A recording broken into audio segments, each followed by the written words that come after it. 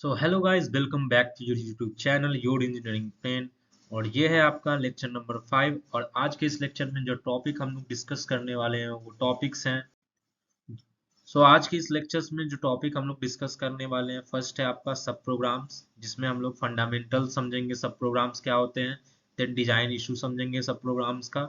Then different types of parameters, methods को समझेंगे कि मेथड में हम लोग के डिफरेंट टाइप्स ऑफ पैरामीटर कैसे पास कर सकते हैं और किस किस तरीके से वो पैरामीटर को एक्सेस करेगा वो फंक्शन। देन नेक्स्ट हम लोग एब्स्ट्रैक्ट डेटा टाइप्स के बारे में देखेंगे। और देन लास्ट में हम लोग इनकैप्सुलेशन के बारे में देखेंगे। तो बिना टाइम वेस्ट किए चलिए चलते हैं, आज के इस लेक्चर को स्टार्ट करते हैं आपके फर्स्ट टॉपिक से। आज का फर्स्ट टॉपिक है सब प्रोग्राम्स, जिसमें हम लोग फंडामेंटल्स देखेंगे सब प्रोग्राम्स क्या होता है। सब प्रोग्राम्स के बारे में मैंने इससे पिछले वीडियो में भी आपको अच्छे से बताया है कि सब प्रोग्राम्स क्या होता है। तो अगर आपने अभी तक वो वीडियोस को नहीं देखे हैं तो अभी जाके चैनल पे प्लेलिस्ट होगा प्रिंसिपल ऑफ प्रोग्रामिंग को, वहाँ से आप लेक्चर नंबर को, हर एक लेक्चर नंबर को चेक करके उसमें से स्पेसिफाई कर सकते हो किस में मैंने सब प्रोग्राम्स को पढ़ाया है, और आप उसे देख के एक और अच्छे से समझ लो, जिससे कि आपको इस वीडियो में कोई भी डिफिकल्टीज नहीं होगी और इसे आप आसानी से समझ पाओगे। तो सब सब बेसिकली हम लोग जहाँ देखते हैं कि सब प्रोग्राम्स होता क्या है। सब प्रोग्राम्स बेसिकली यूज होता है कब, जब हम लोग एक बड़े प्रोग्राम्स को छोटे छोटे प्रोग्राम्स में डिवाइड करते हैं। जैसा कि आपको नाम सुनने से ही मालूम चल रहा होगा, इसमें सब प्रोग्राम्स दैट मीन्स एक बड़े प्रोग्राम को हम लोग यहाँ डिवाइड कर रहे हैं सब प्रोग्राम्स में। तो जब भी हमें एक बड़े प्रोग्राम को सब प्रोग्राम्स में डिवाइड करना होता है, उसके लिए हम लोग दो टाइप से इसको अचीव कर सकते हैं। फर्स्ट है आपका प्रोसीजर्स, देन नेक्स्ट है आपका फंक्शंस। प्रोसीजर और फंक्शंस का बेसिकली काम सेम होता है, दोनों सब प्रोग्राम्स को ही, बड़े प्रोग्राम को ही डिवाइड करने के लिए यूज होते हैं। बट दोनों में डिफरेंस क्या है, प्रोसीजर में हमने अगर कोई प्रोसीजर को यूज करके कोई प्रोग्राम को सब प्रोग्राम्स में कन्वर्ट किया है, तो उसमें हम लोग जो भी वैल्यू रिटर्न करेंगे वो वैल्यू एट अ लास्ट में हमें, एट द एंड में हमें मिलेगा। बट फंक्शंस में क्या होता है कि जब भी हम लोग कोई वैल्यू, कोई भी टास्क परफॉर्म करते हैं, वही सेम टाइम में वो वहां पे आपको एक वैल्यू को रिटर्न करके दे देता है।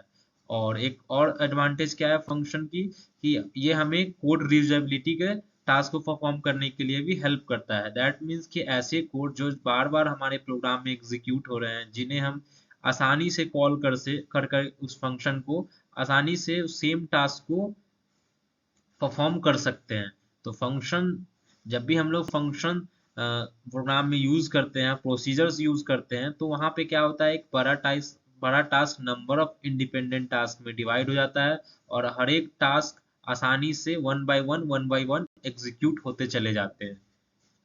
देन नेक्स्ट टॉपिक है आपका देन नेक्स्ट टॉपिक है आपका डिजाइन इशू फॉर सब प्रोग्राम्स। मान लो कि हमने प्रोग्राम को डिवाइड कर दिया छोटे छोटे सब प्रोग्राम्स में, बट उसके साथ ही क्या होंगे, कुछ प्रॉब्लम्स अकर हो सकते हैं। लाइक सबसे पहला होगा what parameter passing methods are provided. That means कि जो पैरामीटर पास करके हम जब वो फंक्शन को कॉल कर रहे हैं वो किस तरह का पैरामीटर है। दैट मीन्स कि अगर मान लो एक तरफ से मैं जहाँ से कॉल कर रहा हूँ वहाँ पे मैंने फ्लोट वैल्यू को पास किया, और जहाँ से कॉल को रिसीव कर रहा हूँ वहाँ पे इंटीजर वैल्यू, तो यहाँ पे क्या होगा, डिफिकल्टीज क्रिएट होगी, जिससे कि वो प्रोग्राम एग्जीक्यूट होने में प्रॉब्लम होगा और हमें एरर को प्रोड्यूस कर देगी। वैसे ही ये डिफरेंट टाइप्स ऑफ सब प्रोग्राम्स के इश्यूज हैं जो कि आपको अकर हो सकते हैं एट द टाइम ऑफ जब आप बड़े प्रोग्राम्स को डिवाइड करोगे सब प्रोग्राम्स में। वैसे ही नेक्स्ट है आपका पैरामीटर्स टाइप चेक, कि किस टाइप का पैरामीटर आप पास कर रहे हो। देन आपका लोकल वेरिएबल, स्टैटिक है, डायनेमिक है, जो वेरिएबल आप यूज कर रहे हो वो स्टैटिक नेचर में या डायनेमिक नेचर में है। दैट मीन्स कि स्टैटिक क्या होता है कि अगर एक बार आपने वो वैल्यू फिक्स कर दिया तो आपकी वही value throughout the program रहती है। लेकिन डायनेमिक में क्या होता है, अकॉर्डिंग टू द सिचुएशन वो वैल्यू को हम लोग चेंज कर पाते हैं। द नेक्स्ट नेक्स्ट है आपका can sub program definition appear in other sub program. That means कि अगर सब प्रोग्राम आपने क्रिएट किया है एक बड़े प्रोग्राम को डिवाइड करके, तो वही सेम सब प्रोग्राम अगर दोबारा कहीं भी एग्जीक्यूट हो, दोबारा स्पेसिफाई होगा, तो वहां पे आपको एक एरर दे देगा, क्योंकि दो नाम का सेम चीज अगर किसी प्लेस पे रहेगा वो उसको एम्बिग्यूटी क्रिएट होगी, जिससे कि आपका प्रोग्राम आसानी से एग्जीक्यूट नहीं होगा, और उसे कन्फ्लिक्ट अगर होने के कारण वो प्रोग्राम का एग्जीक्यूशन वहीं पे टर्मिनेट हो जाएगा। तो वैसे ही सब प्रोग्राम्स के कुछ पैरामीटर्स हैं जो आपको एग्जाम में हर एक पैरामीटर्स को स्पेसिफाई करके उनके बारे में आपको लिखना होगा, जिसका फुल इंफॉर्मेशन, जिसका फुल डेफिनेशन आपको नोट्स में मिल जाएगा, जहां आप जिसको आप रेफर करके अच्छे से एग्जाम में लिख सकते हो। द नेक्स्ट टॉपिक हम लोग का आज का द नेक्स्ट टॉपिक है आपका अब्स्ट्रैक्शन। जैसा कि आप नाम सुनते ही समझ जा रहे हो कि अब्स्ट्रैक्ट करना, अब्स्ट्रैक्ट मतलब छिपाना। दैट मीन्स कि जब भी हम प्रोग्राम में हमारे एक्चुअल लॉजिकल जो भी इम्प्लीमेंटेशन है, इंटरनल जो भी इम्प्लीमेंटेशन है, उसे छिपा के बस एक्सटर्नल चीजों को उतना ही चीज हम लोग यूजर के साथ शेयर करते हैं जिससे यूजर की रिक्वायरमेंट है, तो उसे हम लोग अब्स्ट्रैक्शन बोलते हैं। जहाँ पे हम लोग इम्प्लीमेंटेशन डिटेल्स को छिपाते हैं यूजर से, बस एक्सटर्नल बिहेवियर को दिखाते हैं जिससे बस यूजर इंटरेक्ट कर सके और अपने टास्क को परफॉर्म कर सके। फॉर एग्जाम्पल आप एक बैंकिंग मैनेजमेंट सिस्टम का ले सकते हो जहाँ पे different types of operations perform होते हैं, लाइक विड्रॉल का, डिपॉजिट का। तो ये डिफरेंट डिफरेंट टास्क है। तो जब भी यूजर को विड्रॉल करना होता है, उसने जस्ट, अगर आप एटीएम से विड्रॉल कर रहे हो, आप एटीएम में गए, उसके बाद आपने एटीएम कार्ड डाला और पिन डाला, उसके बाद विड्रॉल कर लिया अमाउंट, बट उसके अंदर का जो टास्क, उसके बिहाइंड में जो एग्जीक्यूट हो रहा है, जितने सारे चीजें, वो यूजर के साथ शेयर नहीं होता है।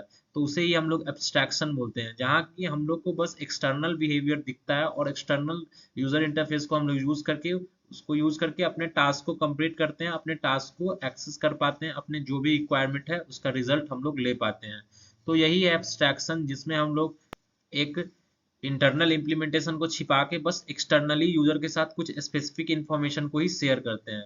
इन प्रोग्रामिंग लैंग्वेजेस में अब्स्ट्रैक्शन को अचीव करने के लिए अब्स्ट्रैक्ट कीवर्ड का यूज करते हैं हम लोग, जिससे हम लोग different types of abstract methods और different types of abstract class भी क्रिएट कर सकते हैं, जो कि आगे के लेक्चर्स में मैं और अच्छे से एग्जांपल के साथ समझाऊंगा। आज की इस लेक्चर में बस आपको बेसिक्स बताना है कि अब्स्ट्रैक्शन क्या होता है, जो कि मैंने आपको अच्छे से अभी समझा दिया कि अब्स्ट्रैक्शन का बेसिक मतलब क्या होता है। आगे के नेक्स्ट लेक्चर जब आएंगे जावा प्रोग्रामिंग के, उसमें इसी प्रिंसिपल ऑफ प्रोग्रामिंग के आगे की यूनिट्स जो कि जावा प्रोग्रामिंग की बेस्ड है, उसमें मैं अब्स्ट्रैक्शन को अच्छे से आप लोगों को समझाऊंगा। देन नेक्स्ट टॉपिक है आपका पैरामीटर पासिंग मेथड्स। जब भी हम किसी मेथड्स या फंक्शन, मेथड को ही हम लोग फंक्शन भी बोलते हैं, जब भी हमें कोई पैरामीटर पास करना है, पैरामीटर कब पास करते हैं, जब हम उस फंक्शन को कॉल करते हैं, जब हमें उस फंक्शन के रिलेटेड, दैट मीन्स उस टाइप के टास्क को परफॉर्म करना हो, तो उस फंक्शन को हम लोग कॉल करते हैं। और उस फंक्शन को कॉल करने के लिए हम लोग डिफरेंट पैरामीटर्स को यूज कर सकते हैं। विदाउट पैरामीटर भी फंक्शन कॉल होता है, बट हम लोग को जब पैरामीटर के साथ किसी फंक्शन को कॉल करना होता है, तो उसे हम लोग पैरामीटर को पास करके उस फंक्शन के पास, और वो फंक्शन उस पैरामीटर को एक्सेस करके, उसके बाद उसके रिजल्टेंट, उसके जो भी, उसके अंदर जो भी टास्क होगा उसको एग्जीक्यूट करके आपको एक रिजल्ट प्रोवाइड करेगी। तो वैसे ही जब हम लोग पैरामीटर को पास करते हैं किसी फंक्शन में, तो वो डिफरेंट टाइप से हम लोग पैरामीटर को पास कर सकते हैं। पहला पास बाय वैल्यू, हम लोग डायरेक्टली उस फंक्शन को कुछ वैल्यू भी पास कर सकते हैं।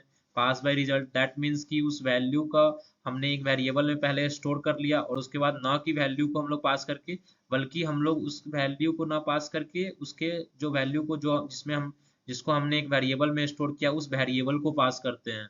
तो उसी को हम लोग पास बाय रिजल्ट बोलते हैं। जब हमें वैल्यू और रिजल्ट, वैल्यू और रिजल्ट दोनों पास करना होता है, दैट एक कॉम्बिनेशन में, मान लो कुछ पैरामीटर्स हमने वैल्यू में पास करने, कुछ पैरामीटर्स हम रिजल्ट में पास कर रहे हैं, तो उसके लिए हम लोग पास बाय वैल्यू रिजल्ट का यूज करते हैं। पास बाय रेफरेंस, दैट मीन्स कि जब भी हमें पॉइंटर, जैसा मैंने देखा था पिछले वीडियो में, जब भी हम लोग पॉइंटर नाम का, पॉइंटर टाइप का वेरिएबल क्रिएट करते हैं, वहां पे हम लोग रेफरेंस क्रिएट करते हैं एम्परसेंड साइन से। तो हम लोग डायरेक्टली ना वेरिएबल के वैल्यू को पास करके डायरेक्टली उसके रेफरेंस को पास कर देते हैं, डायरेक्ट मीन्स उसके एड्रेस को पास करके उसमें फंक्शन को कॉल कर सकते हैं। देन नेक्स्ट है पास बाय नेम, डायरेक्टली हम लोग फंक्शन को नेम को यूज करके, फंक्शन के नेम को एक्सेस करके उसको कॉल कर सकते हैं। और जब भी हम लोग फंक्शन को कॉल करेंगे, उसके अंदर जो भी टास्क हमने स्पेसिफाई किया है, वो फंक्शन रिस्पॉन्सिबल होता है वो टास्क को परफॉर्म करने के लिए, वो उस टास्क को परफॉर्म करेगी, आपको एक रिजल्टेंट आउटपुट देगी आपके टास्क के अकॉर्डिंग, जैसा आपने सेटअप इंस्ट्रक्शन उस फंक्शन के अंदर डिफाइन किया होगा, उसी सेटअप इंस्ट्रक्शन को वो एग्जीक्यूट करेगी और आपको कुछ ना कुछ वैल्यू रिटर्न करेगी। देन नेक्स्ट टॉपिक है आपका encapsulation and naming encapsulation. Encapsulation basically एक ऐसा ऑब्जेक्ट ओरिएंटेड प्रोग्रामिंग का फीचर है, जिसमें कि जब भी हमें हमारे प्रोग्राम के लॉजिक यूनिट को रैप करना होता है, दैट मीन्स कि जब भी हमारे प्रोग्राम के लॉजिक यूनिट्स, डेटास और मेंबर्स जितने यूज है, सबको हम लोग को एक स्ट्रक्चर्ड में, लाइक हमें एक रैपर बना के रखना है, दैट मीन्स कि एक जगह कलेक्ट करने के लिए यूज करना है। इनकैप्सुलेट मतलब इसका मीनिंग ही होता है इनकैप्सुलेट करना, दैट मीन्स कि एक जगह कंबाइन करके रखना, एक जगह सिचुएटेड करके रखना। तो उसी को हम लोग इनकैप्सुलेशन बोलते हैं। इनकैप्सुलेशन का बेस्ट एग्जांपल एक क्लास होता है, जिसमें कि हम लोग different types of data members को डिक्लेयर करते हैं और different types of member functions को डिक्लेयर करते हैं। और वो क्लास क्या है, क्लास रिस्पॉन्सिबल होती है इस डेटा मेंबर और मेंबर फंक्शंस को कलेक्ट करके रखने के लिए। तो इसी टेक्निक को हम लोग इनकैप्सुलेशन बोलेंगे। आगे के लेक्चर्स में जब जावा प्रोग्रामिंग में पढ़ाऊंगा, क्योंकि जावा प्रोग्रामिंग आपके नेक्स्ट यूनिट्स में है इसी प्रिंसिपल ऑफ प्रोग्रामिंग सब्जेक्ट के, तो उसमें हम लोग इनकैप्सुलेशन के एग्जांपल को देखेंगे कि इनकैप्सुलेशन कैसे अचीव हो रहा है। इसमें बस आपको कॉन्सेप्ट को समझ लेना है कि इनकैप्सुलेशन क्या हो रहा है और इनकैप्सुलेशन का बेसिक मीनिंग क्या होता है। देन नेक्स्ट आपका नेमिंग इनकैप्सुलेशन। जैसे मान लो कि different different types of collections of data हम लोग यूज कर रहे हैं, तो हर एक डेटा के लिए मान लो कि थाउजेंड्स ऑफ डेटा है, तो उसके लिए हंड्रेड हंड्रेड डेटा का हम लोग इनकैप्सुलेट करते हैं अलग अलग जगह पे, डिफरेंट डिफरेंट नेम के साथ उस डेटा को स्पेसिफाई करते हैं। उसे ही हम लोग नेमिंग इनकैप्सुलेशन कहते हैं, जिसमें हम लोग अलग अलग different different types of data का इनकैप्सुलेशन क्रिएट करते हैं और सबको एक नेमिंग के अंदर रखते हैं, नेमिंग स्पेस के अंदर रखते हैं, जहाँ की ये डिफरेंट टाइप्स ऑफ इनकैप्सुलेशन के जो डेटा है वहाँ स्टोर रहते हैं। जब भी यूजर को जिस टाइप का इनकैप्सुलेशन को अचीव करना हो, जिस टाइप के इनकैप्सुलेशन को रिजल्ट को एक्सेस करना हो, तो वो डायरेक्टली जाके नेमिंग इनकैप्सुलेशन से उसको एक्सेस कर सकता है। तो आज के इस लेक्चर में बस यही सारे टॉपिक्स थे, इतने सारे टॉपिक्स थे, वो मैंने हर एक टॉपिक्स को आपको अच्छे से एक्सप्लेन कर दिया है।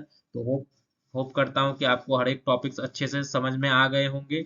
और एक बात और बोलूँगा जाते जाते कि अगर आपने अभी तक हमारे चैनल को सब्सक्राइब नहीं किया, तो अभी जाके हमारे चैनल को सब्सक्राइब करें और बेल आइकन को जरूर प्रेस करें, जिससे कि आपको नेक्स्ट लेक्चर जो भी आए उसका नोटिफिकेशन आप तक सबसे पहले पहुंच सके और आप अच्छे से अपने एग्जाम की तैयारी कर सको।